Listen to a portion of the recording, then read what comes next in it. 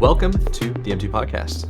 I'm your host, Michael Ante. My co-host right here is Kyle Heath. This is the show where we cover gaming industry related news. We're talking new and upcoming games, technology innovation, general gaming industry related news, and some esports and personalities. And what we like to do at the start of every episode is give a little bit of an update and see how each other are doing. So Kyle, what have you been up to, man? How you been? Oh, I've been What are good, you up Mike. to? I've been chilling. You- It's been That's good. been an interesting week for us on the show, right? Because we recorded so early last week. Yes. I know you had an exciting trip and all that, so I don't know how much gaming you Exhausting. got around to, because Not you much. did a lot, huh? No, not much at all. Yeah. I mean, anyways, kind of my week. Not really much. Kind of just like a lot of kind of chilling out, watching some Carolina sports. That you could still got the hockey, very and nice. basketball in full swing. So catching the games Very when I true. can. And I mean, it's actually funny too, because like Hornets basketball has been like interesting to watch the past couple weeks since trade deadline, since Yeah. we got a lot of like vets and stuff in, so the team's actually like playing a lot better. They're playing really well, yeah. Yeah. So yeah, so it's been interesting to watch that. But outside of that, it's like I think the only kind of video game I really played this week. And it sounds really funny because it's like I've never touched this game before, but it came to Game Pass like a week or so ago. Madden 24, baby. Madden 24. I played a dude. little bit of it. I played like maybe a few hours at most. But it was one of those things I was like, it's on Game Pass. I kind of wanted to always check out Madden, see what it was about. So I played like a couple. You've never played Madden before? Never. Whoa, like- that's okay. That's crazy. Yeah, not even like I have like Madden 07 and stuff for like the PS2. Yeah. Like I've never played that, but I eventually want to play that. But yeah, it's like I don't know. I've never played a Madden game, so like, hey, it's free right now with Game Pass, so might as well check it out. Yeah. And I don't know, it was somewhat enjoyable. I mean, I don't know how much I'm actually gonna play it, but it was I was just playing. I also wasn't playing online. I was just playing against like the computer, so it wasn't anything Yeah. crazy. But it's interesting too. It's like I could see how there could be like a decently high skill ceiling when just trying to like learn all the plays and stuff like that, and kind of see what works. But Yeah, that probably separates most most players understanding how the game plays more than like the plays and like which plays to use and identifying. It's kind of like you're a quarterback, like a really smart quarterback reading the field. yeah, It's very interesting. yeah. Yeah, I think it's. I mean, I have a feeling. Obviously, I've never been a quarterback, but I have a feeling it's probably a watered down version. But like, it's still Oh, kind of for sure. It's just You're not worried and, about getting like, destroyed, dude. That's a watered down version, and you're also like, it's probably just like I don't know. I feel like it's got to be like it's still sophisticated enough where I feel like you could actually like really get good at it from like just a Yeah. gaming perspective. But I don't know. I think it's cool just to know you kind of have like a general idea of maybe some of the plays when you actually watch football. So I don't know. Probably I'd be maybe cool in that regard, but yeah, I don't know. It was okay. Yeah, I mean, I think outside of that, I don't know if I like did much other gaming this week. No, it's I'm kind of disappointed in myself, but I don't really did too much else. You had a chill week then. Sounds like. Yeah, for the most part. So no hell divers? None of that? I'll be honest, like I've seen gameplay of it. I've seen people playing it, people like praising it. It looks like a fun game. I personally does. did not want to spend the $40 for it. Just because, and the main reason why is because like I don't really like no one in my friend group's really playing it, so I'm just like I don't really feel like That's playing true, it yeah. solo. I feel like it's probably a game that's more enjoyable with friends. So, but I mean, hey, I will say like keeping up with everything about it too, and just like how the player base is like popping. They've had issues getting Dude. people into play because it's been so popular. They actually like responded pretty quickly to increasing the cap for allowed Yep. players. So, I mean, kudos to them for trying to respond so quickly to this demand, because it's obvious they didn't expect it. So, but I mean, it's a good problem to have, I guess, when you have too many people wanting to play your game. So, yeah, I have to give kudos for that. But yeah, I have not played it myself. Yeah, I know a bunch of people that have been playing it, and they've been trying to tell me to get on and play, but I don't know, man. There's just so many games that I got going on right now that it's so hard to commit. It's like Yeah, for sure. so many games, so little time. It's like, do I really want to add one more onto it? And I'm worried that it might become something similar to Pal World, where like people play it and they play it and they play it, but if you don't play with them, by the time they're like already ranked up, it's not a good experience for you to be there, Yeah, you're kind just of thing. behind. Yeah. Yeah, you're just so far behind. It does look interesting, and I've been seeing all the clips go viral on like even on TikTok, just like small clips here and there going viral. And Yeah. it's like, okay, this game's getting pretty popular. It's pretty cool. Yeah. It's always good just to see new games, you know? Yeah, yeah. I mean, it's crazy, man. Like this year's started off pretty insane. I think from a game perspective, of just like two back-to-back like insanely popular games just kind of Yeah. came out. It was like, whoa, kind of unexpected, but it's good. It's like it's kind of we're already living up to 2023 releases. I feel like, and it's Yes, we are. and it's March, right? Like today's March 1st at the time people see this. So it's like It is. it's wild We're to think about. recording this on a leap day, I know. actually, which is pretty Yeah, sick. which is wild. Like this could be our only ever podcast we do Mike on a leap day. So gotta embrace it. That's true. That's true. Who knows what 28 is the next one? 2028? And it better be like a Wednesday or Thursday, otherwise it ain't happening. Yeah, I'm just saying, like, come on. I need the astral gods to bless us if we get around to that. So Speaking of which, there is the eclipse, the solar eclipse coming up. there is the solar eclipse. Uh, Yeah. is that in 2 months? I guess April. Yeah, I guess a No, little one over a month. month. A little over Yeah, a month, yeah. yeah, It's about 5 weeks, something like 2 months. that. Mm-hmm. Yeah.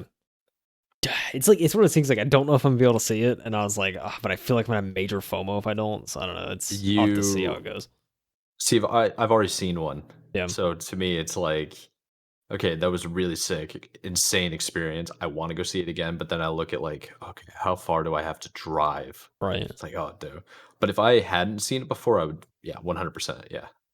I'd make Yeah. plans to go out to like some random like hotel in a nearby city that goes right through the middle of it, Yeah. and then yeah, that's the way to have it. Yeah, It's a very probably. surreal experience. Yeah, I mean, they were saying what 20 years till the next one after this one. So I 20 mean, years in the continental U.S. Yeah, I see, I see. So I could travel to yeah, yeah. like Italy in 5 years, maybe see one. Yeah, well, the problem is like the reason why everybody gets excited is because like the majority of the like Earth's surface is mostly water. I don't remember how much, but it's a lot. Yeah, So that it's actually like makes most of the sense. Yeah, solar eclipses happen where nobody lives. that makes yeah, that You makes know, sense. It does. yeah. So that's why everybody's all excited over it. Yeah, we'll But see. yeah, I mean, I have a month, so mhm. see how things go. Maybe Hey, plans arise. Who knows? We'll have I to think you should see. go. Yeah. I think it's worth it. Uh, Dude, for me, man, like I did the whole travel thing. Uh, I thought about video games a lot, which is kind of funny. I thought about the game Oh, really? Shredders and Steep, which are like snowboarding games, Yeah, because yeah. I was out Okay. snowboarding in Colorado. That was pretty sick. When I came back, I played a little bit of Halo 2, not much. I stupidly signed up for a tournament that's on Saturday. I'll This stream guy. that if I, yeah. This guy. He said Who stupidly. He knows? immediately regretted his Stupidly. decision. Yeah, oh yeah. I literally told the tournament organizer, I was like, I'm probably going to regret this, but go ahead and throw my name in the hat. So, just trying to get some gaming in, Yeah, yeah, I longer than respect that. like 20 minutes.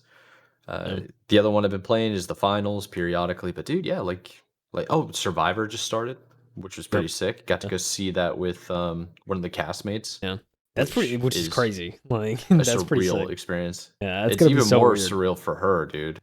Like Oh, I that's the know. Like, crazy yeah, thing. like you participate in the show and then you're like watching it back, like, whoa, like, and it must be weird to see what they kept in, what they took out, kind of thing. Yeah. Yeah, I also think it's very weird for a lot of people to see what they look like and what they sound like to other people, Yeah. Oh, like, for yeah. the first Especially, time. yeah, because like us, I feel like So, we're so used to it now. It's like for the normal oh, yeah, person, it it's doesn't like, really yeah, yeah, it doesn't really phase me. I've also been, like, on film plenty of times in college for, like, different things, usually performances or presentations that I had to do for either school or, clubs that I was a part of. mm, So, gotcha. Yeah. you get kinda used to it, but initially, man, you're like, "That's what I sound like? What's wrong with my voice? Because it doesn't sound how you hear Yeah. it yourself." Yep. Yeah, it's very Yeah. weird. Yeah, I remember like quick tangent, but I remember in high school, like there was a couple of video projects I did, and it's like watching Mhm. back, it's like one, you're already like in like an unconfident teenager, so it's like there's a whole Oh, lot yeah. going on, and then on top of that, like when you really don't like the way you sound and look, it's like it's a lot. So like nowadays, like I'm way more comfortable with my skin and everything, so I don't care. But but yeah, it's crazy to think like, especially when you're younger, how it's like that view changes, especially just the more you do it, the more you're in front of a Easily. camera, the better it gets. So Yes, sir.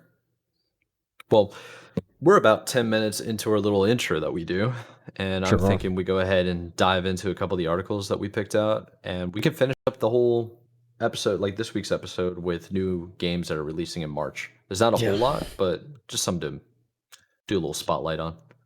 Yeah, yeah. First of the month. I'm curious to see what's coming out in March because I'm forgetting. So went There's over not a that. whole lot, to be honest. Yeah, I When mean, we I get into can't it. imagine. It's March. I don't imagine there's much. But anyway, we have to call. There's a couple downers this week, Mike. We got to talk about some Yeah, layoffs, common stuff. we do. It's a A little recurring bit of theme. That's how it disappointment. is. Yeah. But yeah, so Sony fortunately laid off 900 PlayStation employees and closed a London studio, and they canceled projects. It's like a whole slew of just like, like we just need to get rid of a bunch of stuff. Yeah, 100%. So, pretty short article for the most part. There's not too much to kind of cover, but we'll run through it. This is from Nintendo Life, oddly enough. Kind of ironic. But, Yeah, that is kind of strange. Nintendo Life usually only covers Nintendo, so it's yeah. Liam Doolin is actually the one reporting this. So, Liam wrote, "The video game industry layoffs continue at Sony's game division. PlayStation this week announcing it is axing about 8% or 900 people across its workforce as part of an organizational restructure." Aren't they all organizational restructures, Mike? They always say that, They dude. always That's say just it, dude. corporate speaks for saying the margins were not good enough, so we got to lay off the workforce. Yeah. And we overhired. Sorry, GG. Pretty much always, dude. Oh man. But in this case, I think it probably is closer to the former where you were saying. This probably just wasn't making money or anything. So anyway. Yeah.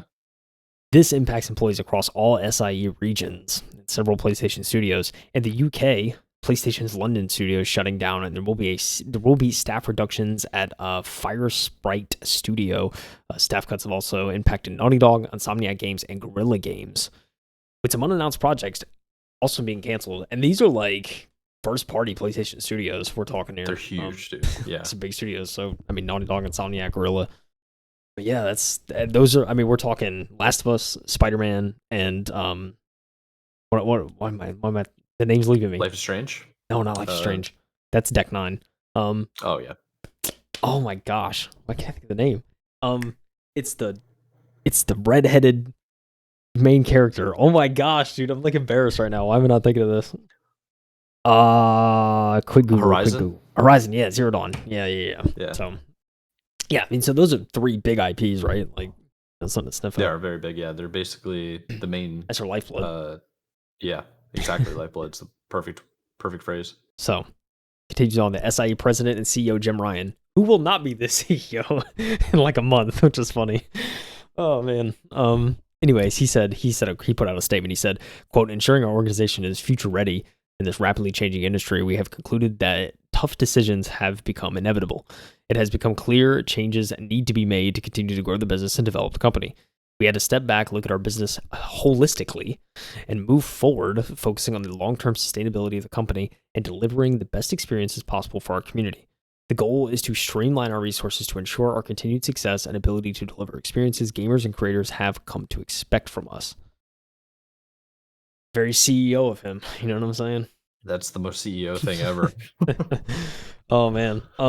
Everything's fine. Don't worry about it, guys. Yeah. Please This don't. article does not mention this part, but I thought this was crazy when I saw this on Twitter. And a couple of the people working at the London studio kind of confirmed this. But 5 days before this was announced, Jim Ryan went to the London studio that got shut down from these layoffs, and he was like meeting with employees, and all seemed fine. There was no signs of like anything going crazy. And then 5 days later, he puts out a statement saying like, "GG, you're out." Like, just everyone's fired. There were some people that found out from now. Jason Schreier was originally the first person I saw that broke the article. There was people there was employees that, insider. Yeah, I mean, there was employees that quote tweeted his tweet saying like, "Well, this sucks," and like it seems like they just found out, like they weren't told. Yeah. So it's which seems to be highly the norm. Disrespectful. Yeah, it just seems to be the norm with these, which is like so unfortunate. But yeah, dude. I mean, it's just so wild. It's like Jim Ryan went there, he spoke with the employees, like it seemed like it seemed like just overall a good visit, and then 5 days later, he's like, "You're out." It's wild. It's a very, very cutthroat in some aspects when you think about it. Yeah. I mean, I think we see it so many times. Some capitalistic crap. It's just like, hey, you don't have a job anymore. Good luck. See ya. Yeah. Hopefully they gave out severance packages and stuff like that. That would be nice. I mean, I hope so. Yeah. It's tough, man. It's really tough. Yeah, I mean, that's the thing, dude. Like, it's so weird too, because it's like a lot of, especially layoffs at big companies like this. I feel like there's still a lot left, especially if they do severance, right? I feel like there's still a lot left to be paid. So it's like sure. There's a lot up front they have to pay, but it's like overall, obviously they're going to save money, but it's like It's a crazy undertaking. I feel like when you let go this many people, you have to like take care of them. Yeah, Yeah, I mean, you also have to like justify it with yourself, I think, if you have that type of position. Just to reason with yourself. Like, I yeah, just fired a whole bunch of people and now they don't have jobs. They also have families. Like, this is really tough. Yeah. yeah. Can be easy. Yeah, I was actually reading something sort of related to this, not too much though, about how the future of employment is going to start going to kind of gig economy, where it's like the rise of DoorDash, Ubers, Lyfts, and stuff like that without any type of salary or health benefits. There's a little bit of a belief that perhaps the traditional 9 to 5, where you're going to be working in a corporation with like salary severance, bonuses, sometimes unions, or whatever you got going on, that those are all going to go away and everything's just going to become private contracting. You know, kind of Yeah, similar to like how Microsoft was doing that with 343 Industries. The majority of the people that were building Halo Infinite were on like 12-month contracts or whatever contract was available for the state, so that the company didn't have to provide healthcare yeah, and health insurance or 401k matching. yeah, You know, yeah. that's I mean, just it so sucks, messed right? up. Yeah, like Yes. I don't know. I mean, because like I mean, I now like I'm a tech consultant, like and like an IT consultant. So like I mean, I am employed by a company, so I do get health benefits through my company. But Right. it's also like we I mean, everyone's aware that like we are contracted to other businesses to help them with stuff and like provide Yeah. services. And so they don't have to obviously like cover our health insurance, but it's still like a bit of an undertaking by our company to like do that. But you know, we at least get insurance, so I'm happy about that. But it's like True. that is the Yeah. reality. It's like we're being hired so that they don't have to pay benefits for us. It's just a lump sum fee they pay up front on a contract. Yeah, I think we at least live in a society that it's unfortunate that your benefits are tied to your employment. At least if you're in the States, the I don't see that ever going away, because why would anybody work for a company that doesn't have any benefits for you? Like, sometimes you Yeah, don't have a choice, especially in like the service industry. If you're a bartender yeah, working in restaurants or something like that, that's just stinks. But yeah, right, it's yeah, a I don't know. The world's changing, man, and there's gonna be a lot of layoffs, especially with like interest rates going up rather than coming down. That's gonna make loans and money way more expensive, and then businesses are gonna start cutting costs. And most of the time, especially in the tech industry, the number one costs are usually manpower. yep, yeah. It's Yeah, fire the high earners that have been there for the 10 year, and then yeah, go get a couple of juniors from school and train them up. yeah, yeah, yeah. I mean, I saw that for a company I was contracted out to. It's like there was people who were there for 10, 15 plus years. I got let go just randomly. It's Oh yeah, like, no yeah, loyalty, dude. makes sense, dude. Like, it's an unfortunate reality. Um, but yeah. So, anyways, there's a little more, Mike. So, in related news, Deck Nine Games, developer behind the Life Strange series, announced that they were laying off 20% of their staff after being affected by Sheesh. the games industry worsening marketing conditions. They put out a statement, Deck Nine. They said, "Quote: These people are amazing, talented, and awesome developers. They have made a huge impact during their time at Deck Nine Games, and we did not take this decision lightly. Please hire these people if you can. They're amazing." So good that we fired him. So yeah, I mean, so good that we just couldn't keep him. But then again, I don't know. I also feel like from this statement, is there possible? Because it'd be possible that there's maybe a parent company behind it. That it's not necessarily the developer that want to do it. I don't know. Perhaps. Yeah. Yeah, that's true. I also think it could just be PR as well, like marketing. Yeah. You don't want to have bad press. Right. Yeah. Yeah. Yeah. Supermassive Dude. Games, Mike. Yeah. Dark Pictures Anthology, Little Nightmares 3. They also released a statement yesterday announcing a reorganization. These latest layoffs follow companies like Microsoft, Riot Games, and Embracer Group letting go of staff in recent months as part of company restructures. You check out Yep. the sibling site Push Square to Nintendo Life to hear more of this awful news. You know what I'm saying? You know what's kind of funny is we've been covering Push Square and Nintendo Life for a long time, and now I just found out that it's a sister company, Yeah, I guess a they're sibling together. Yeah, site. Yeah. yeah, it is kind of I did weird, not right? know that. It's like yeah, It they makes sense. their own Yeah. subsites, right? So I guess Yeah. you have one focus on Nintendo, one PlayStation. Yeah. Pretty cool. Well, Um, it's pretty cool. Unfortunately, that's not the only laying off story we have this week, but yeah, that it's gonna be a trend, man. We talked about it what, like 3 or 4 months ago, that it was gonna get bad, and yeah, it's gonna keep getting bad. yeah. We read stories Uh, saying that it's not going to end at least no, anytime no, soon. So no. Everybody pretty much in the game development sphere is probably thinking, "Oh, my job is up for grabs," Yeah. or that yeah, they're pretty much gone. If I'm like some of these developers, and I'm super talented, like the guys getting like canned, make your own game, man. Yeah. Like you have Just go independent. all the abilities to do it. Just try to find a gig that can sustain it. So like for now, financially you're okay, but on the side, you got to work on your own project. Yeah. Yeah. No kidding. Um. Yeah. I mean, it's really interesting. I think kind of the biggest like argument against layoffs, and again, it's situation by situation. There's probably business stuff behind this, but um, Yeah. I mean, the biggest kind of counterpoint to this, I think, was a game that launched last week, Final Fantasy VII Rebirth. Like, that Yep. was a studio that kept, I think, 80 to 90% of the people that worked on the first remake of Final Fantasy VII. Nuts. And the Yes. game is doing amazing. Yeah. and like people are grinding it and people love it. And it's just a masterpiece. And it's like, Yeah, you highly keep, rated. It got a rating of 93 out of 100, which is I like mean, yeah. unheard of nowadays. I mean, yeah, it's like, it just shows what happens when you keep the same people. Some cases it's like Yes, people already know what absolutely. You they're get what you pay doing. for. I mean, yeah, Yeah. they know what they're doing. They have all the systems in place. It's already there. Like it just everything's more efficient, and it just ends up working out a lot better. 100%. I cannot agree more. Yeah. So yeah, but I mean, yeah, and to your point too, I think it's like it's hard for people to focus on making art and making something they enjoy and like putting a lot of effort into something when it's just like at any moment you're looking over your shoulder. Like it's just Yeah, that's kind of dude. how it feels. So Yeah, and when people constantly feel like they're not safe at a company, it's like you're looking for the next thing, yeah, and you don't care anymore about the product you're making. yeah, exactly. However, this is enough layoffs for now. We'll continue in a few articles. But hey, Mike, I think it's time we talk about Nintendo being Nintendo. You know what I'm saying? Yeah, what's funny is we're leaving the Nintendo Life website and journalistic platform to go to The Verge to talk about Nintendo. So Yeah, pit of irony. Yeah. it is. This article comes from Sean Hollister. We actually covered him multiple times on the show.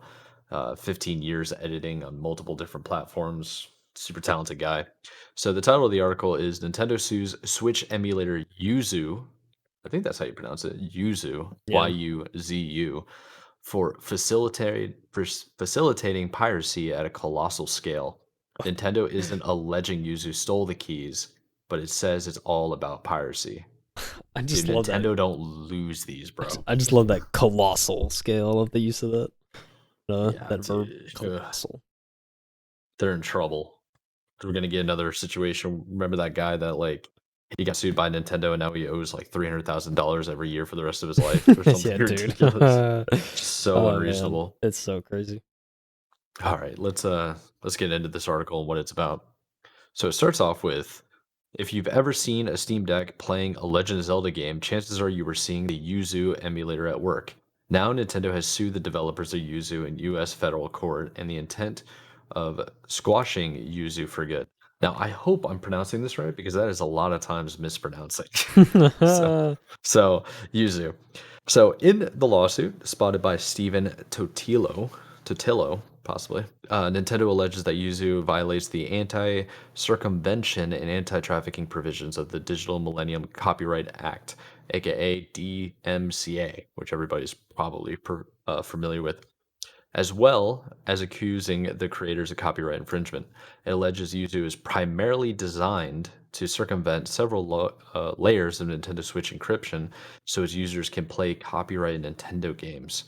The company's not only asking for the courts to stop Yuzu in its tracks with a permanent injunction, it also wants to take away its domain names, URLs, chat rooms, and social media presence. And Yuzu Emu, emulation, abbreviation Emu, .org over to Nintendo and even seize and destroy its hard drives to My help God. wipe out the emulator. Oh, and Nintendo wants lots of money in damages as well. Holy smokes. What's your It's take crazy. so far, man? I mean, it's Nintendo being Nintendo. I mean, they're It always over is the top Nintendo. with whenever they're suing, dude. They mean business to the They nth do degree, not you know. mess around. I'm wondering is like I guess it's because it's modern games, right? Because it's on the Nintendo Switch that's more modern. Because Yeah, they have Dolphin emulator out there and it's been out there for a long time, and that plays like all the older Nintendo games. So yeah. I know it's Oh, crazy. Yeah. it actually mentions it in this article. So let's continue on. So the question is aren't emulators legal? Well, yes and no. While there's legal precedent that suggests it's okay to reverse engineer a console and develop an emulator that uses none of the company's source code, those cases are roughly a quarter of a century old or more.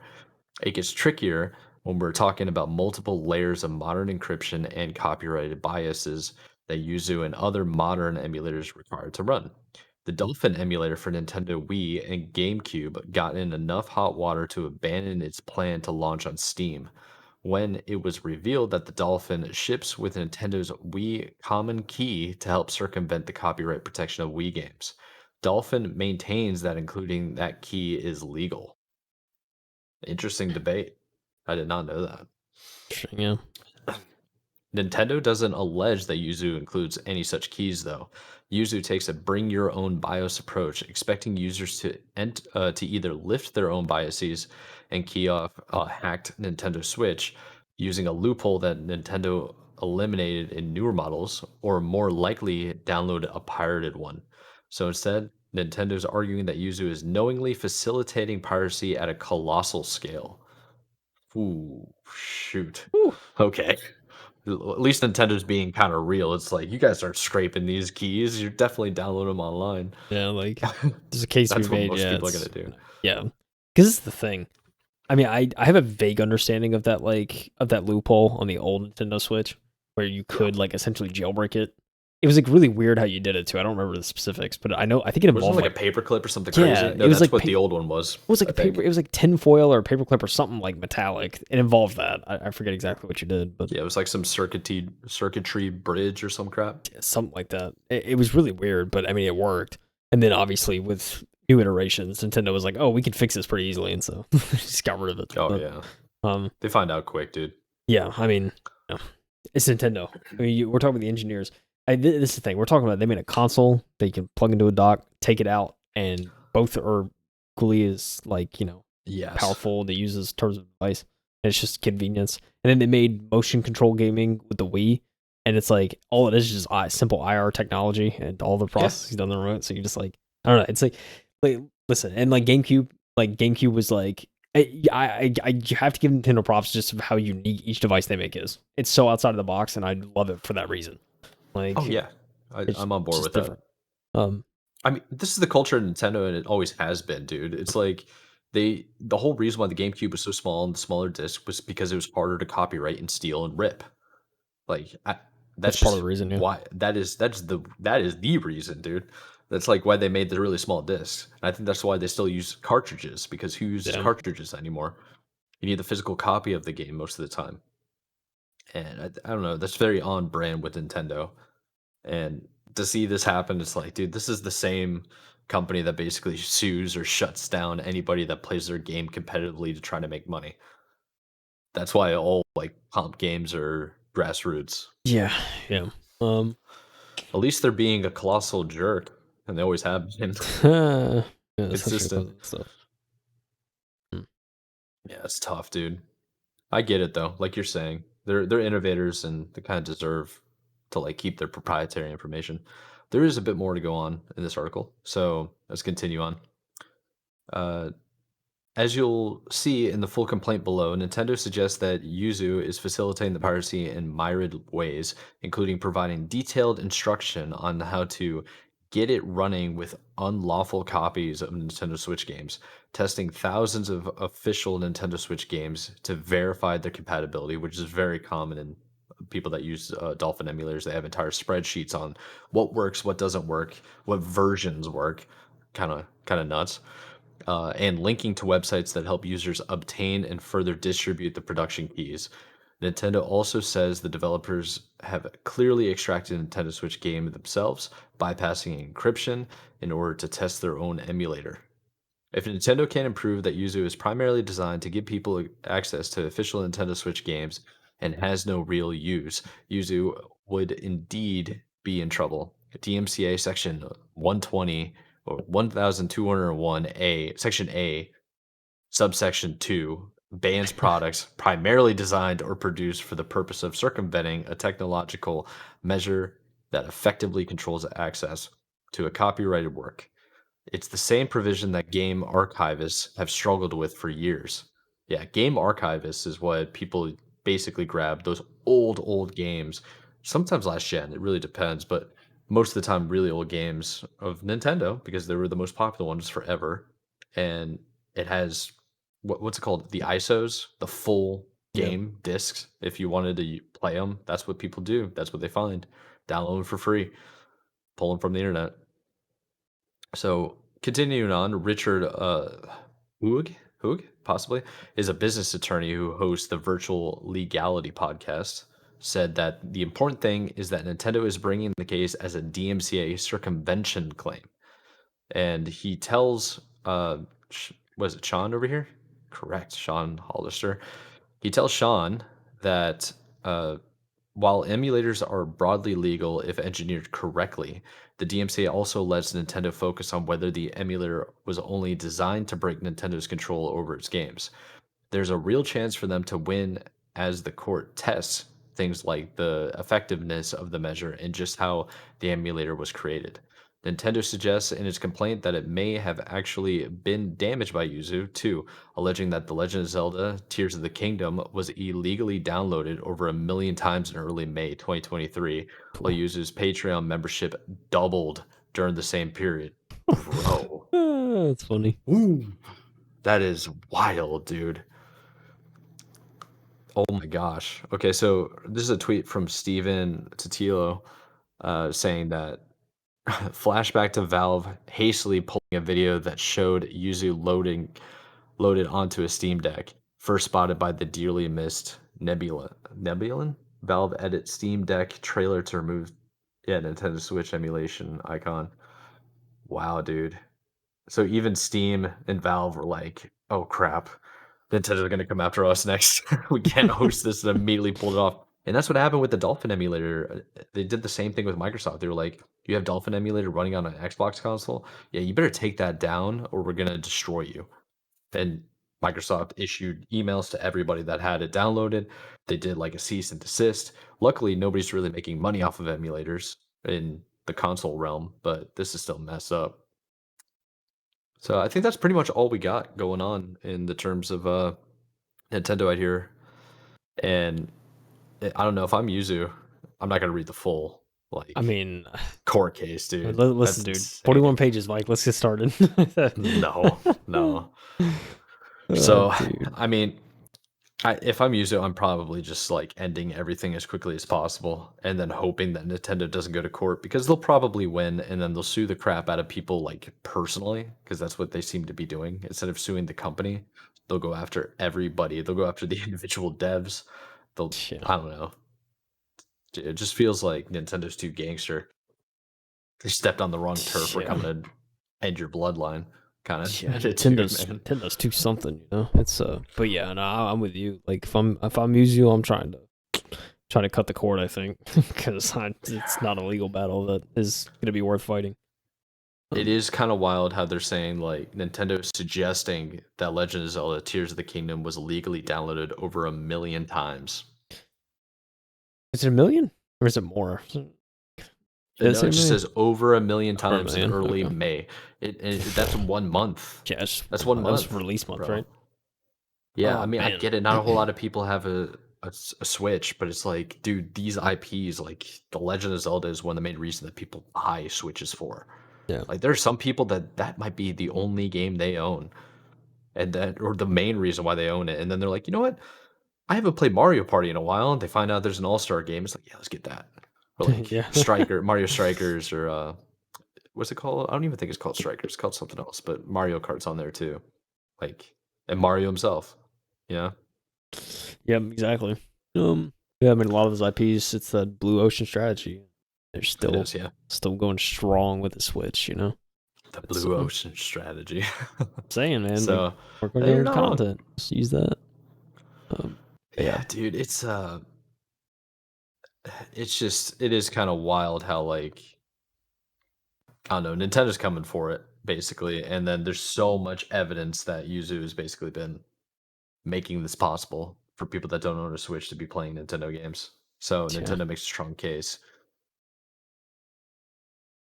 Yeah, But that's that's all I pretty much got. it. Yeah, That's all I got yeah. on I the. mean, dude, feel bad for Yuzu, dude. Sorry, boys. It's crazy. Just Getting gotta give it up. getting absolutely cooked.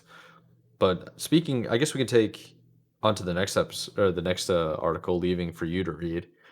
Is a game that I'm sure most people forgot about, other than remembering occasionally, like, oh yeah, what was that total bust? Yeah, Like, seriously. Meme game, baby, meme game. All right, get us into it, dude. so this is actually an interesting one. Um, this is coming out of Kotaku. A little bit of an opinion piece, but I think it has some valid points. So it's called 5 years ago. Anthem was a warning. BioWare's Destiny killer may be gone, but oh, how its legacy lives on. Um, I'm embarrassed because I literally looked up this guy's last name before I even joined the call to start this, and I've forgotten the name. To be honest, I think it's like Steven Nasark or something like that. It's something crazy. I think Yeah. it's Steven Nasark. I think so. Anyway, Steven, the man. All right, listen. So, it's a relatively short article, so I'll just read the whole thing. But he says on January 2019, so it's kind of a little bit of a setup about this. So I'm reading this again from Steven's perspective. But he said, on January 2019, I was optimistic when I flew out to BioWare's headquarters in Austin, Texas. I've been invited to test out Anthem, studio's take on the live service looter shooter, before it made its way to players' hands. I was immediately smitten by the polish of the demo, zipping around levels like I was Iron Man in this javelin suit and blasting bugs with elemental guns. At the time, I was convinced that Anthem would have been a generationally defining title. Just pause there for a second. That countless future AAA games would have to emulate. Turns out, many of them did, even if they shouldn't have. It's just like crazy. I read that and I was like, dude, it's just crazy how bullish people were on by the early access and just like going to play it. It's like, what? It's crazy. Yeah, I mean, it just goes to show it's like you can have the best mechanics in the world, but if you have terrible like business practices, you can ruin everything, and nobody Yep. wants to be around it. Yep. And remember, again, this is at the time of BioWare's pedigree as one of the best RPG crafters in the business, thanks to masterpieces like Mass Effect Trilogy, Knights of the Old Republic, and Dude, Dragon Age people were Origins. so excited. Oh my god. Oh man, probably swayed some opinions a bit. Yeah, probably. So, and he said, sure, 2017's Mass Effect Andromeda wasn't exactly beloved on release and had a troubled 5-year development cycle, but Steven had hoped that BioWare had learned its lesson by that point. As many people, I'm sure, hoped. It's like, dude, Andromeda I remember that was such a disaster. That game just looks so bad. It's like, just the animations and It has everything so look many terrible. bugs, It's dude. like, oh, it looks so bad. But yeah, there was a lot of hype around Anthem for sure. But when the demo was released to the public a few weeks later, 5-minute loading screens and buggy flying sent my hopes cratering down to earth. When you could get into the game, Anthem had players take control of freelancers piloting one of 4 javelins, taking part in missions that either involved killing bugs and aliens or setting up towers. That gameplay loop got boring quickly, and the loot you needed to farm barely made you feel stronger, making the grind that much more boring. Outside of flying, there wasn't a compelling reason to play. Bad loot and a looter shooter? What are we doing, Mike? What are we doing, dude? The game was so bad, man. Like it fell off so quickly that I think they were trying to like. I remember I went to GameStop and they had $5 to $10 versions of Anthem and like 3 rows filled with Sealed, it. baby. Yeah, because Oh, everybody thought it was gonna be great. It's like, dude, fun, but no reward system at all. yeah. The game's technical limitations and lackluster gameplay were the signs of the troubled 5-year-long development cycle that saw the creative team shift directions, All the time. lose dozens of employees, and overhaul the Classic. concept from the ground up multiple times. Not just once, multiple times. Yeah, Rebuild it again. so many red flags. EA and BioWare released a few patches over the next year, adding seasonal content and fixing some game-breaking bugs and audio issues, but it wasn't enough to get the game airborne. BioWare's general manager, Casey Hudson, I remember this, wrote in a February 2020 blog post right before the pandemic. He said that Anthem was going to be a substantial reinvention, or was going to get a substantial reinvention. But the hopes this announcement conjured were dashed in February of 2021 when BioWare studio director Christian Daly announced in another blog that development for Anthem was ending for good. 5 years later, Anthem's been mostly forgotten, relegated to clearance bins and memes about the one-time hopes it might have been a Destiny killer. Clearance bin, Anthem, baby. Destiny killed itself, dude. That's how crazy it is. The servers are still online. Too many people surprised. But since EA controls them, there's no way to tell how many freelancers are still hunting the Urgoth in the never-ending chaos of the Cataclysm. And then that's kind of the setup, right? Then we get to kind of the main kind of meat of the article. So he says, over the past decade, we've seen a massive rise in live service games with huge AAA budgets that close after failing to find an audience. For every multi-million-dollar contender like Fortnite or League of Legends, there are countless flops like Space Punks, Crossfire X, and Paragon. I remember Paragon. Poor Paragon, you know. I remember Crossfire X. Yep. These titles require studios to grow their staff quickly, spend eye-watering sums of money, and hope that the trend will still be profitable and popular in 2 to 3 years. According to a recent industry survey, there are over 500 live service games currently either in development or being maintained, which we had covered on the podcast. It's just wild to think that kind of number. It still blows my mind every time we see it. Yeah, no kidding. Some studios are finally learning that live service is not always a guaranteed cash cow, and in retrospect, Anthem feels like an early symptom of the carnage we're seeing now. Bandai Namco recently took a big financial hit after its Genshin-like Blue Protocol failed to garner interest. Warner Brothers said that their recently released looter shooter Suicide Squad Kill the Justice League had fallen short of expectations, in quotes. Last year, Sony announced it was delaying 6 of its 12 planned live service titles, which included Naughty Dog's Last of Us multiplayer game, which was later announced that it was going to be officially canceled at the tail end of 2023. On February 27th, which we just covered, like literally. Yeah, we literally just covered 2 articles ago. PlayStation is laying off nearly 1,000 people, reportedly including a team of UK studio Firesprite that was working on an unannounced Twisted Metal live service project. And he concludes with this. He believes we've reached a point in the games industry where trends are moving faster than development cycles, and the results are calamitous. Calamitous. There it is. Thank you. I got you, bro. You saved me. And that sentence I think was so crazy. And I was like reading that, I was like, I never thought about it like that, but yeah, like I feel like trends, like we're getting to the point where it takes so long to make games that like the trend's just like dead by the time it's done. I feel like, like at least in some cases. Yeah, I got a take for you. I don't think the trends are the issue. I think the execution is the issue.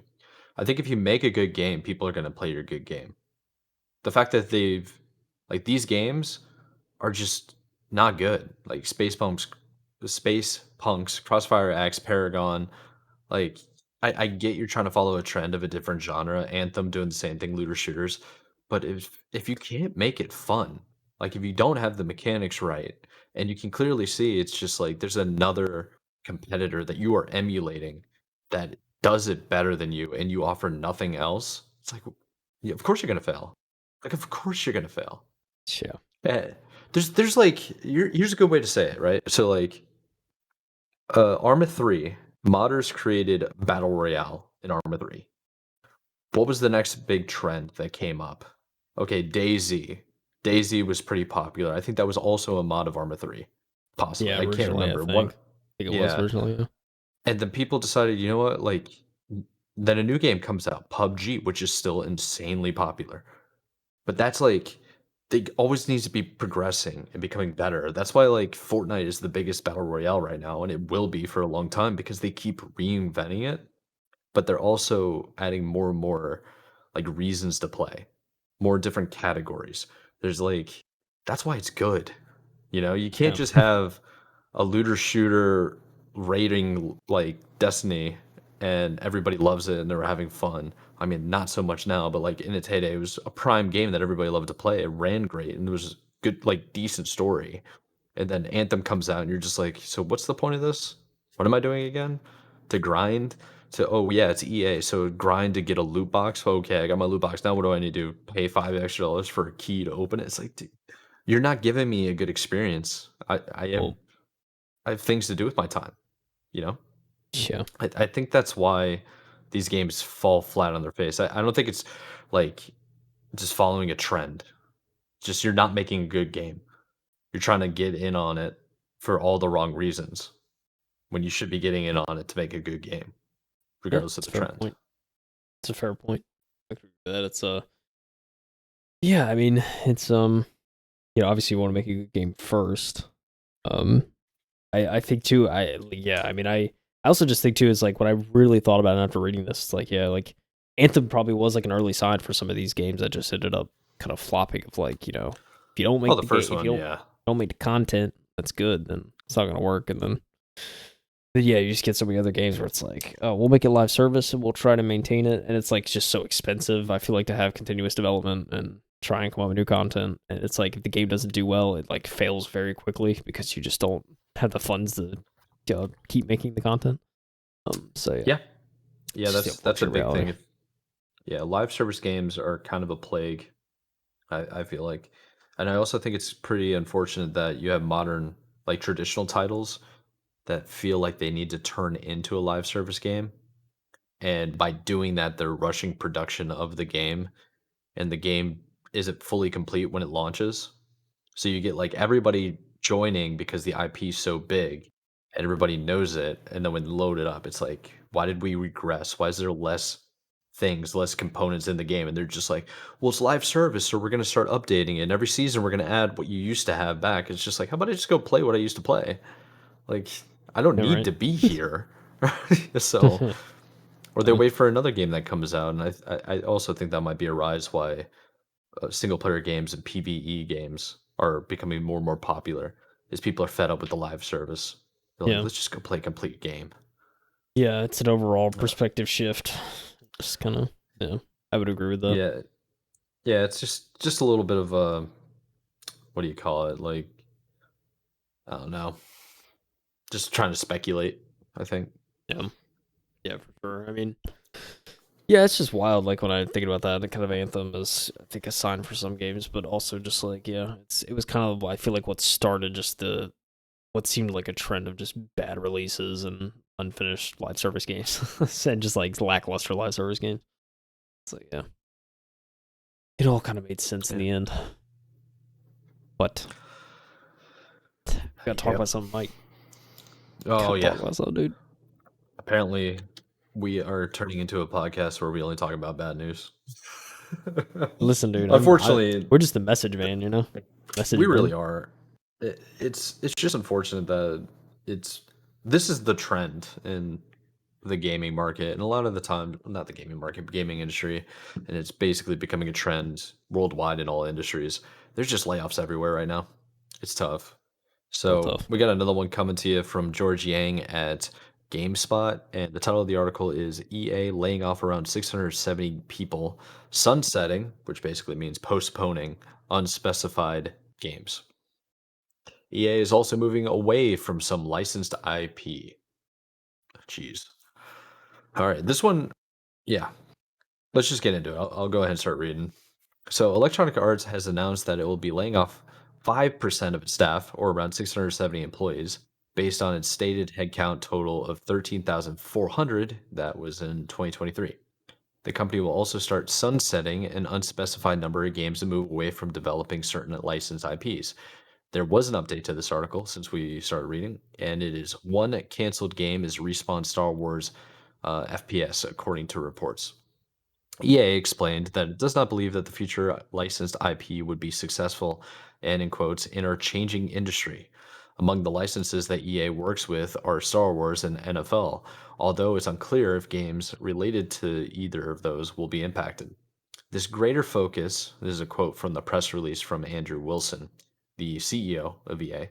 The greater focus also use also sorry. The greater focus allows us to drive creativity, accelerate innovation, and double down on our biggest opportunities, including our owned IP, sports, and massive online communities to deliver the entertainment players want today and tomorrow.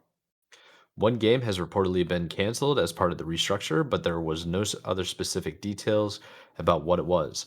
However, its development team has apparently been moved to other projects. According to an SEC filing, EA's restructuring is estimated to cost between 125 million to 165 million, with office space reductions contributing between 50 mil and 65 mil alone. Employees' severance and other related costs are expected to be between 40 to 55 million, and along with between 35 to 45 million in licensor commitment costs. Just this week, Until Dawn and the Quarry developer some Supermassive Games announced that it would be laying off 90 of its employees. Sony laid off 900 developers across third-party studios, including Naughty Dog, Insomniac Games, and Guerrilla Games. Life is Strange developer Deck 9 Games revealed it would be cutting 20% of its staff too, as a widespread layoffs continue to impact the entire video game industry. And that is just the start of this year, my man. That's Yep. actually those layoffs just happened this week. Yep. So Yep. it's gonna Yeah. keep getting worse. I don't Yeah. think EA is a good company in general, and I think they're widely hated. And I Agreed. think it's unfortunate for the people that work there and they're just trying to make a paycheck. Yeah. But hopefully this could be a blessing in disguise and they can get to a company that's actually good and create good products that Good people ethics, good might like. morals. You know what I'm saying? Like, get Good some. ethics, good morals, good business practices that are for the Yeah. consumer and not the shareholder. So Sure. Sure. I think the most kind of interesting thing about this article is like they actually found the SEC filing breaking down the cost of kind of yeah, this reduction and how much it actually costs. I mean, yeah, I mean, so employee severance is expected to be between 40 to 55 million. I mean, that's insane. Um, yeah, great for the employees in the aspect of like at least agreed. they're getting like at least they're getting something for at least a temporary kind of time to until they find something new. But yeah, man, that's but I mean, it just goes to show you how much this like it's a lot of upfront costs. I mean, obviously they'll be saving money in the long term, but it's like, geez, it's definitely like emotionally and financially probably not a great decision. And then again, Yeah, I say emotionally, it's EA, so I don't know, Mike. Like, I don't know how emotional they're getting about this. no, But it's cutthroat out there, dude. yeah, especially 100%. um, but yeah, I mean, yeah, it's at the very end, it kind of just summarized the other stuff going on. A lot of layoffs. It will continue. It's Oh, unfortunate. 100%. Um, Yeah. but yeah, it's just I thought that was the most interesting thing to see. Like how much does this actually cost for studios? And like, spoiler alert, it's a lot. It's just to like, take care of this not only from a severance standpoint, but just also dealing with any broken commitments and kind of reducing any office space if Yeah. they were in the office. Yeah, it's a decent amount, but yeah. But dude, the biggest thing, it was mentioned briefly, but the canceling of Respawn Star Wars FPS. Respawn was making the Star Wars FPS. Like on paper, that just sounds fire because we're talking about Apex. Like, I mean, it just been Yeah, sick. Titanfall Yeah. as well. Like, I I mean, think it would have been sick. Here we are. it it would have been very nice, but I'm not gonna get excited for a game that hasn't released and I haven't seen much about. Sure, I can It's hear all fair. the It's rumors in fair. the world, but anytime something's attached to EA in general, I'm just like, I'm not buying it. Sorry. That's just the way it is, and, like, I'm not buying it in terms of buying the hype, not buying the game, literally. Yeah. Like, if the game comes out and is proven to be successful, then okay, yeah, we'll check it out, but no, it's an EA game. Hold your breath, dude. 100% hold your breath. Yeah. The only reason I get at least a little bit of hope and excitement about this is the fact that it's Respawn. So like, you know how to make an Yep. FPS kind of thing. But yeah, it's a fair point you make. Fair point. Well, I it's mean, yeah, they only know how to make an FPS because they have the right developers that work for them, but if they keep doing these types of layoffs, you're eventually gonna lose the guys that are really talented. same. Not just by laying them off, but, like, if maybe that guy has a best friend that works with them and that guy got laid off, it's like, "Okay, let's get out of here." That would be my thought immediately. Peace. Let's find a replacement. It might take some time, especially in this economy, but yeah. I scrolled down to the comment section real quick, and I'll read one message that Okay. somebody Okay. said. Okay. It's from a blurb, whoever that may be, and it's a good point. I thought was kinda interesting, and I think this might resonate with a couple other people, the like listeners. So he wrote that the Dead Space remake and the Mass Effect Legendary Edition were pretty good. Other than that, I can't remember the last time I was actually excited to play an EA game. Oh. Like, Ooh. like that's a question, dude. Like, Oh. when was the last time you were excited to play an EA game? Oh man, that's a good point. I mean, I guess honestly, Anthem 5 years ago. Check the no, last no, no, no, article, no. Listen, listen, dude. listen. Apex. That was it. But even That then, was a like, long time ago, oh dude. yeah, very long time. It was 5 years ago. But it's like, I mean, almost 5 years ago to the day because it's February 2019. But yeah, I mean, yeah, it's crazy to think about too. It's like 5 years ago. It's probably the last game, and like even that was like a surprise. But like I was still excited to play it once I like played it for the first time and like got into it. But yeah, it's Yeah, dude. yeah, Like, dude, it's so rough, man. It's just so rough. like you have to be cautiously optimistic. I guess I could say like maybe the Battlefield games. Is that an EA game? Like they ruined Battlefront for me. Yeah, Shout out to March 14th. Battlefront 2 and Battlefront 1 Classic are coming out. yes, But sir. it's tough, dude. It's tough out here. It's rough and tough, dude. Yeah. I guess Jedi Fallen Order. Oh yeah, yeah, that's true. Yeah, single player bangers. Yeah, yeah, Yeah. yeah, that's true. But are we really gonna credit like EA for that, you know? Are we Yeah, really? I mean, I don't know who like made it. Respawn. Respawn. Respawn. Oh yeah, yeah. How about that? It's like Respawn's doing everything they Dude, possibly can to make Respawn a is good just game. carrying the EA brand. That's nuts. Oh, 100%, yeah. Oh EA man, only makes like NFL, NHL, FIFA. I don't even think they have NHL. That might be Take-Two, but I was gonna say, when's the last time it was an NHL game? It's a while. Um, I don't even know. But how about we hmm, switch over back to something that was kind of delayed, but we've been waiting on information for it, not knowing much, yeah, pretty much anything other than rumors. it's true. And this itself could be a rumor. It could be a rumor of the rumor. Could be. This comes from IGN. Wesley Yinpool over at IGN. Great pun in the subheader, but I'm gonna read the header first. Title of the article: Nintendo Switch 2 reportedly delayed to March 2025, in part to combat scalping. In the subheader: Kirby your enthusiasm. Dun, dun, dun, dun, dun, dun, dun, dun, dun, dun, dun, dun, dun, dun. It's a headline that just that music would go perfect after it. It really Oh would, man. actually, yeah. Okay. Wesley wrote, Nintendo Switch 2 won't launch until March 2025 at the earliest, according to a new report. Japanese publication Neki, that sounds wrong. Nikai? Nikai sounds Nikai? That kind of sounds pretty better. good. I like that. I'll see if I can find the name while you, oh my gosh, it's all in Japanese. It's probably Nikai. Japanese publication Nikai reported that March 2025 release window with much of the same information leaked so far, that Nintendo's next console is a Switch successor with similar hybrid functionality but a bigger screen. Nikai reports does, however, suggest one of the reasons Nintendo has set a March 2025 release window is to ensure it can manufacture enough launch stock to satisfy demand and, therefore, combat scalpers. When the Switch launched in March 2017, it was almost impossible to get a hold of, sparking a vibrant scalping market. Scalpers. All right, update. It is pronounced Nikai, and Ooh. it is the stock market in Japan. There we go. I see. Continue on. I like that. It stands to reason Nintendo would want to avoid repeating the situation. Rightfully so. Indeed, Nikai reports March 2025 is the earliest possible date Nintendo's next-gen console will launch, suggesting it may not make it Nintendo's next financial year. Given the pressure Nintendo is under to release the successor to the near 7-year-old Switch, a post-March 2025 launch would come as a huge surprise. Earlier this month, Nintendo announced it has sold 13.74 million Switch units in the first 9 months of the financial year, and 7.8% decline in the same period a year earlier.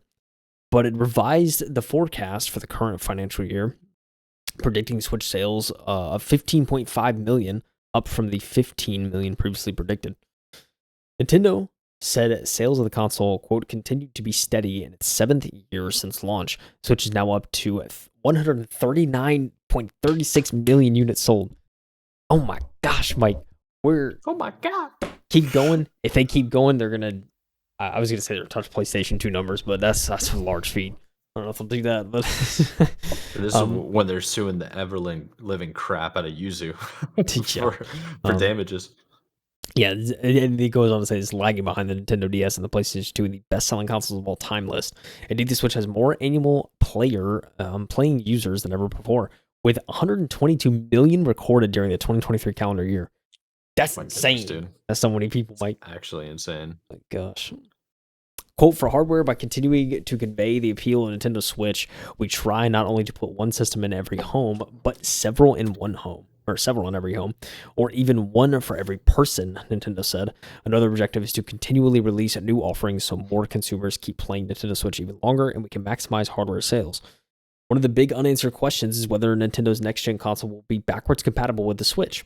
With 122 million Switch players in tow, it seems unlikely Nintendo will leave those accounts behind to start over. Oh, the backwards compatibility debate, Mike. We can go on and on. We can talk about it all day, There's all no night. way, dude. There's no way. Maybe they'll have two different cartridge slots, like one for the I Nintendo go Switch and crazy. then one for the Switch 2 or stuff like that. I You go know, crazy. that'd be Yep. cool. I would like a better docking system where I could have more USB ports Yeah. instead of just the standard two. Yeah, maybe. I don't know. I mean, I guess wouldn't be overly surprised if this released after March of next year. Um, but also at the same time, it's like I really think probably like end of this year would probably be the time they would announce something like that. Especially like if you think about it too, I think Xboxes. I think they were talking about announcing something into this year. I mean, I think it would fall in line with that. Yeah. But it's like, I mean, they're certainly I don't think in like a rush to necessarily sell a Switch 2, especially with the success of the Switch. So I don't know. I guess I wouldn't be overly surprised if we don't hear anything this year about it. But Yeah, I think it's probably telling that we haven't got a massive new IP in a while, like from the Nintendo Sphere that's on the Switch. Like we're getting more like they've been announced years ago and they're coming out. Like everybody kind of knew that Tears of the Kingdom was going to be coming out on the Switch for a long time. It wasn't really yeah, rumored that it was going to be on a Switch 2 or anything like that. right. Pretty much until like the OLED version was on the horizon, but it's like, dude, that's a little bit too late, I think. So who knows what their real plan is? Maybe they're just trying to milk the Switch out as long as they possibly can. I mean, I Like don't blame them. support.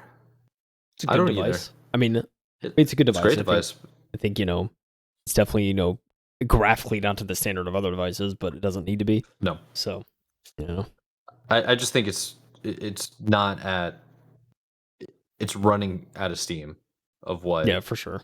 like because you're gonna have to start competing with the Xbox Series X Right. way Yeah. more when that gets more like optimized. Same thing with the PS5 and all the new games come out. And Yeah. No, without a just doubt. dude, yeah, just switching from like PC games and then going over to my Switch, it's like it's not as Hurts a little bit, good. huh? Hurts a little bit. Yeah, It's like, just a little bit. yeah, yeah, It's only gonna get worse with time. So yeah, yeah. No, it makes you like. I feel like you play on like the Switch, like it low key makes you want to go with like a ROG Ally or a yeah, Legion Go or something like that, just to get some more graphical fidelity. But 100% yes. yeah, Yeah, for now they sure. have real competition with everybody making All those these handhelds, handhelds. yeah, Oh yeah, go dude, crazy, man. it is gonna be nuts. Yeah, Well, that's all I gotta really add. Just the yeah, rumor of the rumor confirms that it ain't happening this year. yep. That's pretty much it. It's kind of all it is. Yeah. I don't know. I mean, this thing, we can always look back, we can always think super far ahead, but we can also talk about what's going to be happening in the now within the next 30 days. Oh yeah, that's a fact. We're making some good time for once. Now that I think about it. So we are. Um, doing pretty good. So March, there's not a whole lot of games that are going to be coming out uh, in terms of new games. There are a few that are definitely worth mentioning, and perhaps some of them are going to ring a bell. So to start off, we got the Outlast Trials. That's going to be March 5th. So that's come out next week. Pretty sick. You have WWE 2K24. Then you have the MLB The Show 24, which is back-to-back sports games. That usually happens, I think, in March. Most sports games come out in March. Yeah, baseball's coming back, so Exactly, exactly. Then you have a Alone in the Dark. Oh, by the way, WWE comes out March 8th, and MLB The Show comes out March 19th. The following day, you have Alone in the Dark, which is March 20th, which is a horror game, PC, PS5, Xbox Series X and S. Then you have a Horizon Forbidden West complete edition. That's March 21st, and that's the PlayStation exclusive game coming to PC. hey, Pretty cool. okay, okay. Then you got well-known game sequel Dragon's Dogma 2 that is coming March 22nd, 2024. Then you have a Switch game, believe it or not, and this one is apparently pretty hyped. This is Princess Peach Showtime. March 22nd. So a Princess lot of Peach games game. coming out Let's March go. 22nd. Let's Yes, sir. go. Then we have Rise of the Ronin, which I'm very excited to see. Unfortunately, I do not have a PS5. It Mm. is March 22nd. So that game looks sick. I'm all about Japanese culture and stuff. So anything Asian, like feudal China, feudal Japan, dude, Yeah. so sick. Uh, then I didn't even know this one was coming out. Kind of shocked me, but South Park Snow Day. It's on all platforms, March 26th, 2024. And the following days, you got Open Roads. And that's on all platforms as well. That's even on like old gen Oh PS4, wow. Xbox One games. That's March 28th. Then a couple of like other similar games. You have Expeditions, a Mud Runner game. So if you're familiar with the Mud Runner franchise that's coming out at the beginning of the month, March 5th. Then you have Taxi Life, a city driving simulator. That's March 7th. And then Outpost Infinity Siege is March 26th. So I feel like March kind of has the more niche style of games. You know, it's not like the huge major blockbusters. Perhaps Princess Peach might be a really big blockbuster game. Hopefully, Rise of Ronin ends up being some type of like PlayStation exclusive that's going to be a next big hit. That'd be pretty cool to see. And exciting news for everybody with the PC and no PlayStation 5. You got Horizon Forbidden West coming out. Pretty sick. Yeah. So what do you Yeah. think? You think those are decent releases happening? Yeah, for the month of March, for sure. I mean, yeah, right. Yeah, Rise of Ronin. Yeah, that looked really good. Dude, yeah, the Princess Peach game. I'm kind of curious to see some gameplay of that.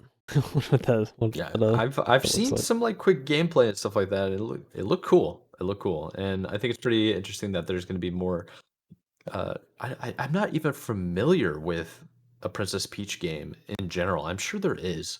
Nintendo's been around for like ever, but for me, I don't think I've ever really like considered playing one. Maybe Yeah, I that's was because trying I to can't think. relate. I'm a Mm, dude. Gotta be manly. I can't be for playing sure. no Princess Peach, no princess game. No, but it does. Play I right saw some now. gameplay, and I do know people that are like pretty excited. So Yeah. I mean, hopefully it's good. Hopefully it's good. yeah. I will say Dragon's Dogma too. I think there was I heard there's actually a lot of people excited for that because like Dragons like the first Dragon's Dogma actually had Yeah, a lot of like I a never cult played following it. almost. Agreed. I've seen the people that have played it like speak very highly of it. So to see there's a sequel, hopefully that fulfills their expectations and what they want to see out of the game. Yeah. I mean, Yes, sir. Horizon Forbidden West Complete Edition coming to PC. I'm all for it. You know, the PlayStation games eventually coming to PC. Yep, it's only a matter Still of time. very upset. I will say that that Days Gone came to PC like a year or so after I played it on Yep, PS4 when it was locked at 30 FPS and kind of played like crap, but I still played it anyway. that's And then it true. comes out on PC and I was just like, dude, unlocked frame rate and everything. I'm like, dude, this is not what I signed up for. Maybe I'll replay it again Yeah, one day on PC. Who knows? yeah, probably should. Well, hopefully the game is actually optimized for the like high level PC or high end PCs so that you can have Yeah, a limited frames per second or at least like 144 or something. yeah, something. Yeah, Maybe 120. I'll take 120. I play games true, occasionally on high like true. graphics of 90 FPS and it's fine. Yeah. Um, I mean, yeah, Last of Us. I think Last of Us part. It was like part one that came out on PC. Yeah, it yeah. did not have the best release, but they did patch it and fix it, from what I heard. So, Yep. hey, True. got it working. That's all that matters at the end of the day, Mike. Although we do like when devs put in the extra effort for testing quality assurance before the game drops. That's like the ideal, right? Yeah, that's the ideal, but it's cheaper to make it so your customers, your clients, consumers are the beta testers. And that's how most of the AAA studios do it now. They don't even have like a Q&A. I don't even think. They're like, does the game boot and it doesn't crash? All right, cool, ship it out. That's it. It's the bare minimum now. Listen, if you listen to the podcast and you're a developer, don't listen to Mike. You know what I'm saying? I'm not saying he's wrong. I'm just saying like we need people to not like go that route. That's all I'm saying. The only thing that upsets me is the consumers know it and they put up with it and they use that as an excuse. I Sure don't do. agree with that mentality at all. If you fundamentally disagree with something that a company does, stop purchasing Don't support it. the games and don't play it. Exactly. Like Exactly. that's You the need truth of the to matter. speak with your wallet and your time You know, one of the most valuable resources on this planet to an individual is like it's your time. It is, yeah. Don't You're waste giving it, it. dude. You're giving it to these people. What are You you can't buy doing? time. As much as I wish it was that Justin Timberlake movie where he bought time. What's that Oh called? man, yeah. Clock. Clock. I saw a clip of that and I was like, I've never seen this, but I need to see it. You haven't, No, brother. it's one of the. You It's need one to of the. get on It's one of that. the Let me. OGs. I saw a clip of it. Hold I was on. like, dude, this looks sick. Like, I've never seen it though. Let me find it real quick. Apparently, Justin Timberlake has a bunch of new movies coming out. Oh really? What the heck? He was in Trolls. Oh, of course, Trolls is like a singing thing, Yeah, isn't it? yeah. He had a song in it. Uh, And I shut down in my pocket. I think it was that song. I just so phenomenally. you can't. It's hard. Oh, In Time. Of course. In time, okay. In Time. It came out in 2011. Holy moly. No wonder you've never seen it. You would have been like 5 years old. I was a freshman in high school. Thank you very much. No, I was in listen, college. listen. In Time, it's really good. So basically, it's a dystopian future, but basically in the future where time is money and the wealth can live forever. So the more money you have, like if you run out of money, your heart stops. Yeah, right, And then they right. can Yeah. like Yeah. the medium of exchange, like everything that is money that we use turns into time. So Yeah. like So they walk around and like yeah. it's on them. So they do a job and they get more time. That's Yeah. crazy. That's the currency. Though. It's very interesting. So yeah, it's a Listen. good movie. Highly recommend you check it out. It has a lot of anti-capitalistic ideology, but Okay. Listen. but it is just Um, it's intriguing thought process. this is what I propose to every single listener of the M2 podcast that are listening right at this very moment. If you made it this far, you're a real one. Thank you. Second, if you subscribe to the Patreon right now, we're gonna have a movie night, and this will be the first movie. I'm just. We do not have a Patreon. Just kidding. We do not. If Have you want to a, make one, go for it. Set it up. Link in the description. I mean, yeah, we'll have a movie night. That's not. It's not related to gaming at all, but that's what you know. That's what it's about. It's a fact, yeah. Oh my goodness. Join the Carolina Hurricanes. The game's on by right now, so we need to wrap this up. But gotta go. Sorry. Yeah, but yeah, join the fan club. We'll come over and do watch parties. Yeah, for sure. For sure. Polish. Well, listen, Mike. You know, I don't got anything else. Well, neither do I, dude. Let's let the people go. We appreciate you tuning in on this wonderful leap day for the leap year. Our recording episode, I know it's Friday by the time you listen to this because we publish every Friday morning.